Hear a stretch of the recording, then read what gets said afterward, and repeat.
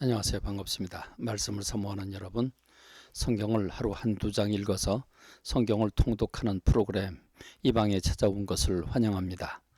오늘은 꿈 얘기를 좀 하고 싶습니다. 사람은 꿈을 꿉니다. 어린 시절에는 더 많은 꿈을 꿉니다. 노년에도 역시 꿈을 꾸지요. 이 꿈에는 종류가 많습니다. 잡꿈, 개꿈이라고 그러지요.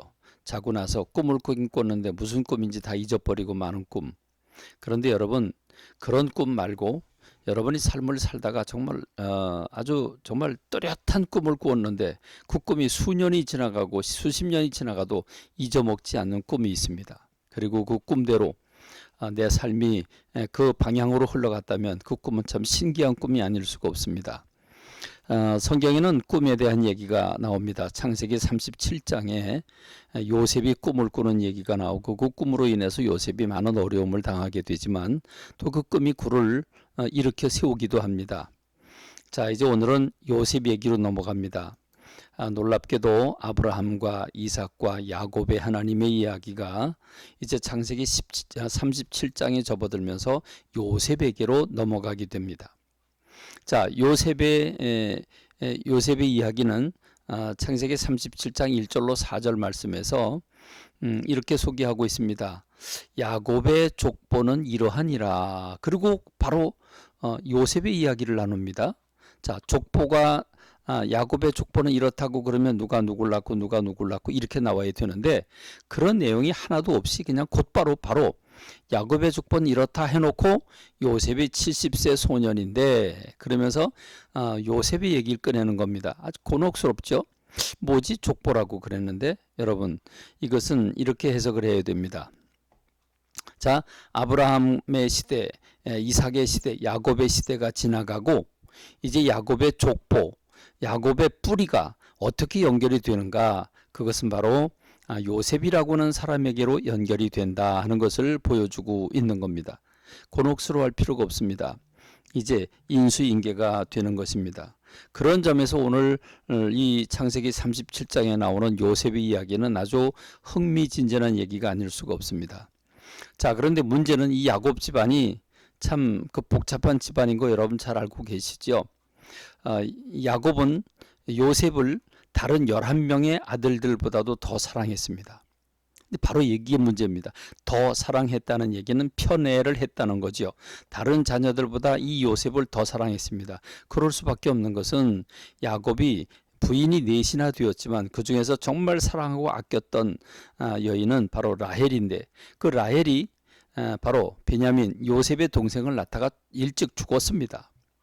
자, 그러니까 그렇지 않아도 야곱은 라헬이라고 한 그 부인을 더 사랑했는데 그 자식인 요셉을 더 사랑할 수밖에 없죠. 그래서 요셉에겐 채색 옷을 입혀주고 그를 더 사랑했습니다. 그러니 배다른 형제 부인이 넷을 통해서 12를 낳았으니 지금 라헬의 자녀는 둘밖에 없는데 나머지 그 야곱이 두 형제, 그러니까 라헬을 통해서 나온 두 형제 요셉과 베냐민을 지어놓고 나머지 10명이지. 이 10명의 형제들에 대해서는 시기와 질투가 극에 달할 수밖에 없죠. 야곱이 편애를 했기 때문입니다. 자, 그런데 편애를 한 것도 문제인데 이 17살이나 되는 요셉은 철부지였습니다. 아버지 편애를 받으면서 형제들의 잘못된 점을 아버지에게 일러 바칩니다. 여러분 우리가 어린 시절 다 지내봤지만 형제들 가운데 일어나는 일을 내 일을 어머니 아버지에게 쏙닥거리고 동생이 쏙닥거린다. 여러분 그거보다 열받는 일 없죠. 이렇게 야곱이 요셉을 편애하기도 했지만 요셉이 미움받을 짓을 합니다. 그래서 더더욱 미움을 받는데 그런 상황 그렇지 않아도 편애를 하고 미움을 받는 상황인데 시기 질투를 받는 상황인데 지금 요셉이 꿈을 꿉니다. 여러분 그 꿈이 참 해괴망측한 꿈이 아니겠습니까? 그 두 가지 꿈은 바로 형들이 자기를 섬긴다고 하는 그리고 나중에는 그 아버지와 어머니까지도 자기에게 절을 하는 그런 꿈을 꿉니다. 말도 안 되는 꿈이죠. 그러니까 형제들이 그렇지 않아도 미운 털이 박혀 있는데 이 자식이 꿈을 꿨다고 형들이 자기한테 절하는 꿈을 꿨다. 여러분 그거 생각해 보십시오. 얼마나 열불 나겠습니까?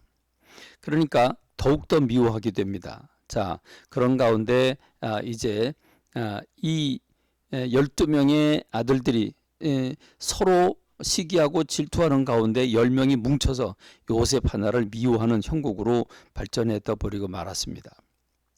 여러분 이것으로 문제는 이미 다 터져버리고 맙니다.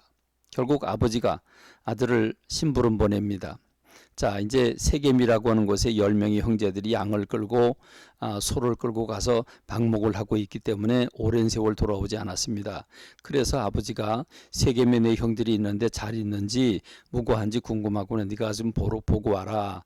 그래서 요셉이 아버지의 심부름을 하기 위해서 세겜으로 갔다가 도단에 있는 형제들을 만납니다. 저 먼 발치에서 오는데, 여러분 먼 발치에서 오는데 그게 요셉 아니겠습니까? 놀라운 일입니다. 양을 치다가 요셉이 오는 모습을 보고 야, 저 꼼쟁이 요셉이 오는구나. 자, 우리 저놈 자식 이번 기회에 아주 죽여버리자. 저를 죽이고 그 꿈이 어떻게 되는지 보자. 그리고서 요셉을 죽이려고 마른 우물에 집어넣었다가 유다가 지혜를 발휘해서 미디안 장사꾼에게 팔아 넘깁니다. 그래서 애굽의 친위대장 보디발이라고 하는 사람에게 팔아 넘기게 되죠. 그래서 요셉은 졸지에 아버지의 그 편애와 사랑을 받다가 아주 졸지에 그는 애굽으로 팔려가 애굽의 친위대장의 그 보디발이라고 하는 사람의 종노릇을 하게 되는 겁니다. 여러분 지금 이렇게 유다라고 하는 그 네 번째 형을 통해서 그 지혜로 목숨을 부지하게 되었습니다. 그리고 아버지에게는 그 채색 옷을 벗겨가지고 그 짐승의 피를 묻혀가지고 우리가 오는 길에 이 옷이 있는데 이게 혹시 요셉의 옷이 아닌가 그러고 왔습니다 하고 거짓말을 하지요. 그 아버지는 야곱은 감쪽같이 거짓말을 당하게 되죠. 그 거짓말에 당합니다. 그래서 슬피 울며 내가 차라리 죽는 게 더 낫다고 이렇게 아파하고 괴로워하는 모습을 찾아볼 수 있습니다. 여러분 이 사실을 보면서 우리는 편애라고 하는 게 얼마나 위험한 일인가를 생각하게 되고 자승자박이라고 하는 내가 행동해놓고 그 대가를 내가 받는 그런 모습을 우리가 요셉을 통해서 발견하게 되죠. 오늘 저와 여러분들이 결국은 이 요셉이라고 하는 사람이 자기가 꾼 꿈을 붙잡고 의지하고 결국 회복하게 되고 총리 대신이 되는데 이 꿈이 여러분에게도 실질적으로 여러분을 일으키고 붙잡고 소망을 얻게 되는 꿈이 되기를 간절히 소망합니다. 감사합니다. 말씀을 맺겠습니다.